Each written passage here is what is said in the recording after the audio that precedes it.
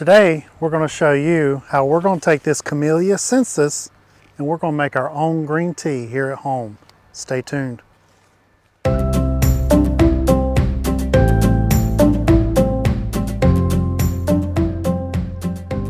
bought these Camellia Sinensis tea plants at my big box store, Lowe's, when we first moved here 3 or 4 years ago. And they were just in little 1-gallon nursery pots. And I have about 5 of them planted in ground here. And they've really grown nice and big. They're head high. And they really put on a lot of growth this year. And I always wanted to wait until they got up to and well established before I started to harvest them for tea leaves. But you see that we got this nice green tender growth on it that's just this nice flush of growth here. Now, if you're going to make green tea, you want those nice tender leaves to make your green tea from. So we just come along, we harvest the new growth. Now, if you were going to make a white tea is made from just the very bud new growth. That's where your white tea comes from. Now, if you wanted to make a black tea, like for Southern sweet tea, then you would want to reach down in here and grab your older leaves. And you're going to use your older leaves by bruising them and then letting them oxidize. And then you would make black tea from that. And we may come back and show you that at a later date.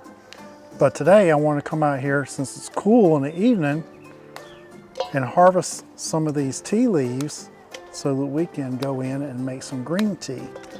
I've recently gotten onto a tea kick because I found myself just drinking too much coffee in the morning, 2 cups, and then 1 cup in midday after lunch. And I just felt like the midday coffee wasn't doing me as good as it had done in the previous.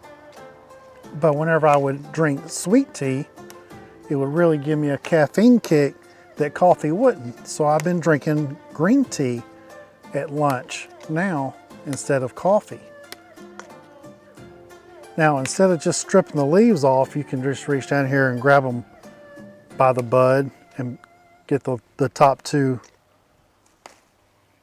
or 3 leaves like that and use that also, and that'll be just fine.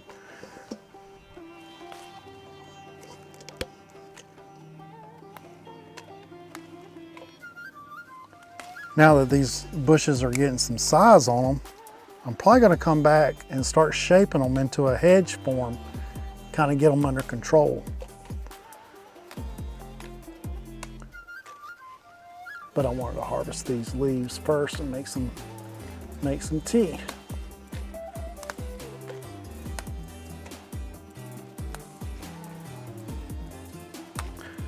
There's actually 2 tea farms located in the United States. One's in South Carolina.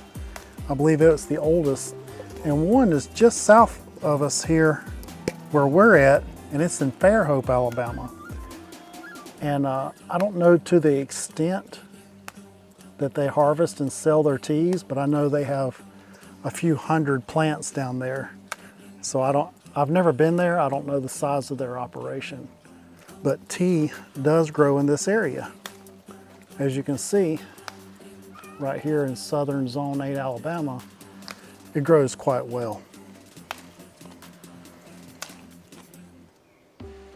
So now I'll just keep on picking the top 3 leaves off.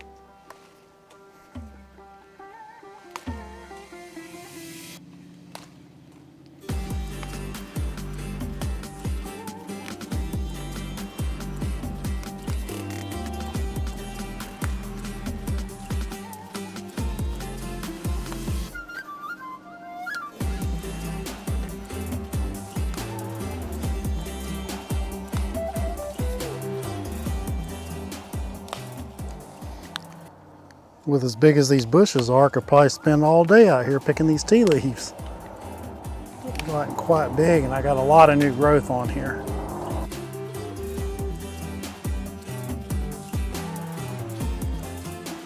All right, That's enough to process for right now.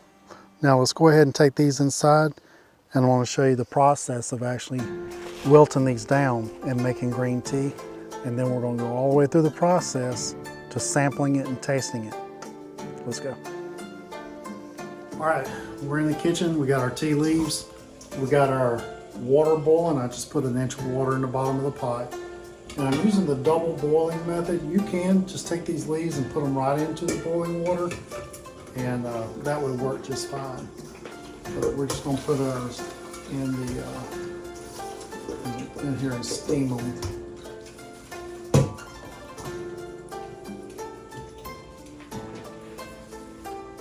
My wife would say, "Messy Marvin messing up the kitchen." Yeah, that's me. All right, now we're gonna put the lid on that. We're gonna let that steam up for about 10 minutes till it all is good and wilted, and then we're gonna move on to the next step. All right, it's been about 10 or 15 minutes since we turned them on and started getting them steamed, so we're gonna take a look. Take the lid off, and nice and wilted with that. Damn. See how wilted those are? All right, now we're gonna get these over on some sheets and get them to start drying. All right, so we just take our leaves and we're gonna spread them out across this dehydrator tray we have here. I guess I could just get them out here and let them start cooling down, that way I can handle them.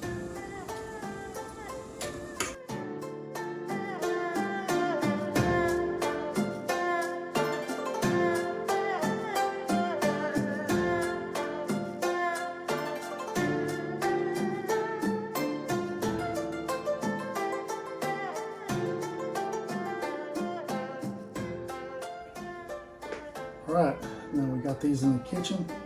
I'm gonna turn our ceiling fan on high. We're gonna let these set out overnight and let these air dry under this fan. And we're gonna come back to you and then we'll show you the next step.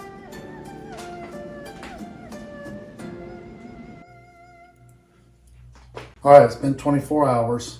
And we put this out in the sun today and let the sun dry the rest of these leaves out.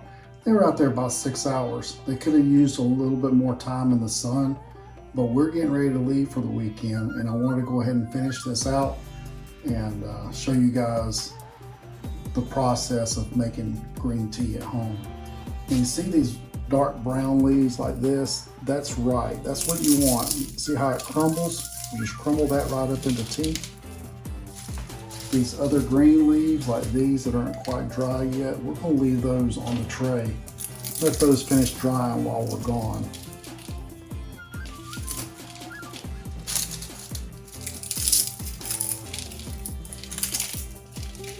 And the stems in there too, that's fine. But any of those really large stems that don't want to break up, we'll just take those right out of there.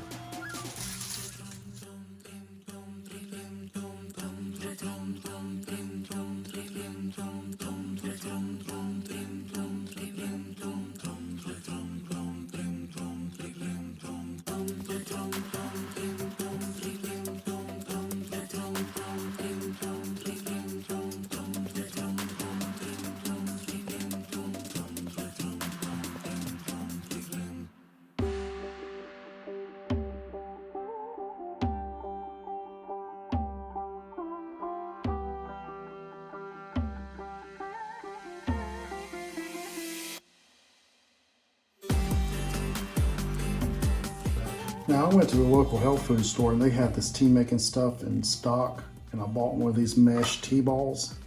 Another thing you can do is you can order or go to a store somewhere that carries them, but you can fill your own tea bags. You just put your tea down in the bags, and you take a hot iron or a curling iron and you seal the ends of them up with it, and that's all there is to that. And you get 40 bags for about $2, $2.50. I bought the stainless steel mesh tea ball for about the same price, $2, $2.50, something like that. So we'll just open up our mesh. We'll put our tea in there, kind of pack it in, make sure we get plenty of flavor.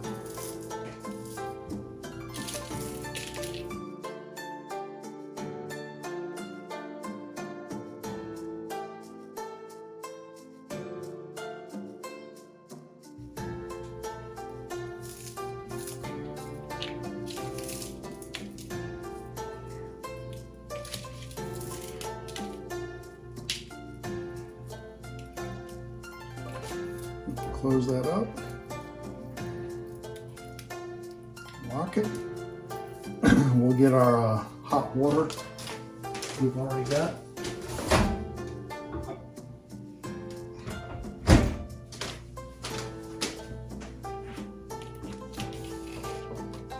And we're just going to drop our tea ball right in there. We're going to give that about 15 minutes to steep, and then we'll show you what it looks like. All right, it's been 15 minutes.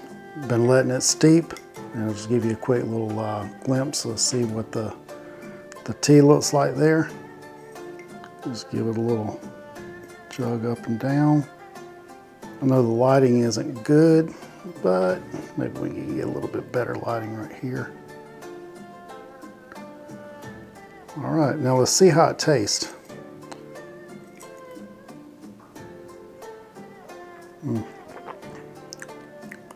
Not bad.